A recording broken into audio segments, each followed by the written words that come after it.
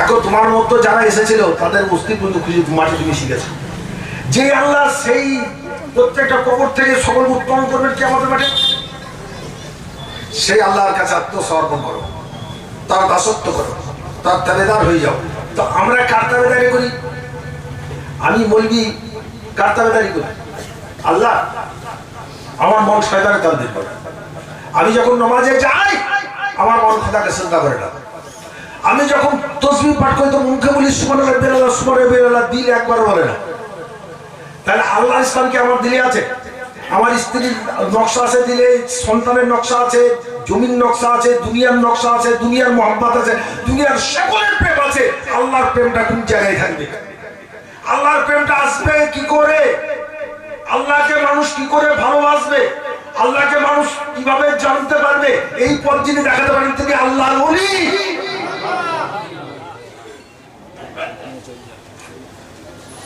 আল্লাহ কোরআন পাক বলেন ইয়া আইয়ুহাল্লাযিনা আমানু আবতাগু ইলাইহিল ওয়াসিলা জাহিদু ফি সাবিলিহি লাআল্লাকুম তুফলিহুন।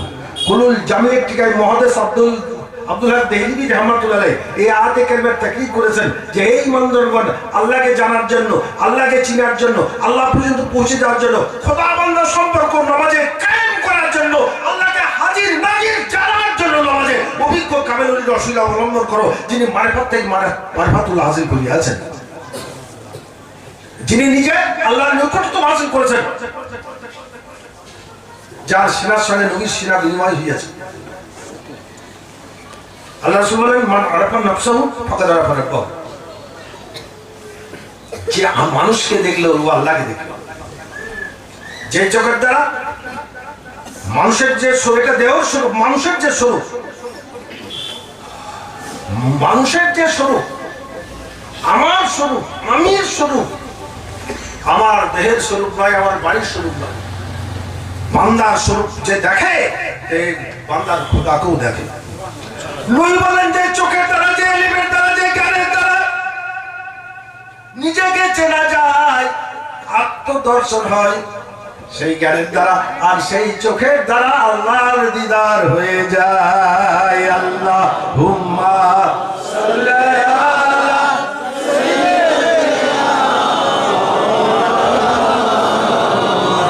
আলা সাইয়্যিদিনা। আল্লাহর কোরআন হাদিস আর নিষেধ আল্লাহ। আমি কালেমা পড়েছি, অন্ধকারে ডুবেছিলাম, মিথ্যার মধ্যে ছিলাম, মিথ্যা, হিংসা, বিদ্বেষ, অহংকার, সংকীর্ণতা, পরশ্রীকতা, মুনাফিকি, গীবা, চতুরি আল্লাহর কোরআনে কঠোরভাবে নিষিদ্ধ। কোরআন পাকে কঠোরভাবে নিষিদ্ধ। সংকীর্ণ মানে, জটিল মানে, মৃত্যুক মানে, বিদ্বেষী মানে, অহংকারী মানে, চতুর মানে, মুনাফিক মানে, বিদ্বেষী মনে ইসলাম থাকবে না। বেদান্ত যুগে ভারতের সূর্যবীর আর্য ঋষিরা আধ্যাত্মিক চর্চা করতেন। যারা বেদ পড়েছেন আধ্যাত্মিক চর্চা করতেন। তাদের চর্চার মধ্যে ছিল আত্মশুদ্ধি, চিত্তের শুদ্ধিকরণ এবং চিত্তের প্রসারণ বা আত্মদর্শন। এই আত্মদর্শন পথ হচ্ছে সুফিবাদের পথ। আত্মতত্ত্ব, স্রষ্টা তত্ত্ব, সৃষ্টি তত্ত্বের তার উন্মোচন করা, উদ্ঘাটন করার যে পথ, সেটা হচ্ছে ইলমে মারিফাত, ইলমে লাদুনি, ইলমে ইসলাম, ইলমে লিসানি, ইলমে তাসাউফ। ইলম আল্লাহর ইলম। ইলম আল্লাহ খাজা খিজির আলাইহিস সালামকে দিয়েছেন। ইলম আল্লাহর রাসূলের মধ্যে ইলম। ইলম মুসা কালিমুল্লাহর মধ্যে ছিল না। হযরত মুসা কালিমের মধ্যে এই ইলম ছিল না। আল্লাহ বলেন এই ইলম শিক্ষা করার জন্য খাজা খিজির আলাইহিস সালামের কাছে যেতে বলেছেন মুসা আলাইহিস সালাম।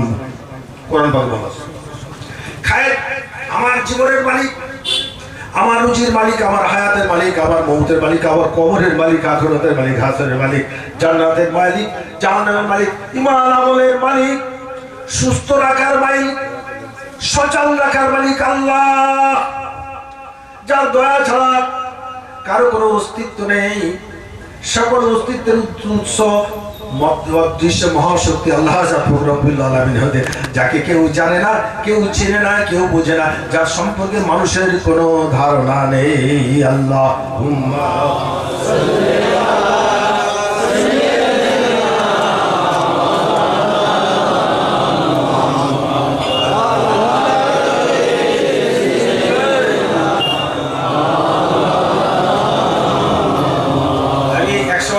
কলকাতায় একটা সবাই প্রায় 300 আলেম ছিল, 20 বছর আগে সভাটা হয়েছিল, বড় সভা।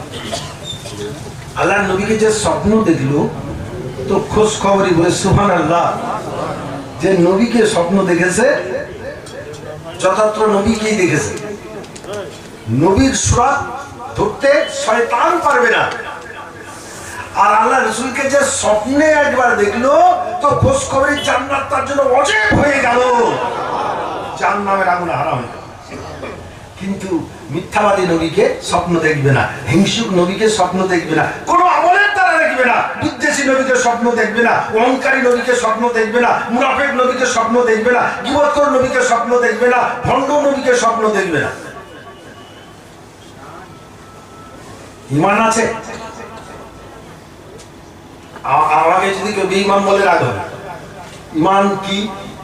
ঈমানের অনুভূতি কি?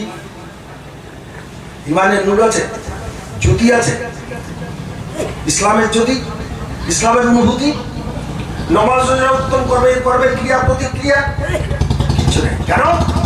মিথ্যাবাদী দিলে ইসলামের জলুস আসে না, মিথ্যাবাদী দিলে ঈমানের জ্যোতি আসে না, মিথ্যাবাদী দিলে কোরআনের নূর আসে না, মিথ্যাবাদী দিলে নামাজ রোজার নূর আসে না। কারণ মিথ্যা থেকে পাক হতে গেলে এই দুনিয়ার মানুষ এটা জাহেরা ইলমের দ্বারা, জাহেরা আমলের দ্বারা হবে না। নামাজে যেতে আল্লাহর সঙ্গে দিদার হবে বান্দার, বলা আছে সালাতুল মিরাজুল মিনাল মুমিনিন, আল্লাহ বান্দার দিদার দর্শন কেন্দ্র নামাজ। কিন্তু আমরা নামাজে গিয়ে কি করি?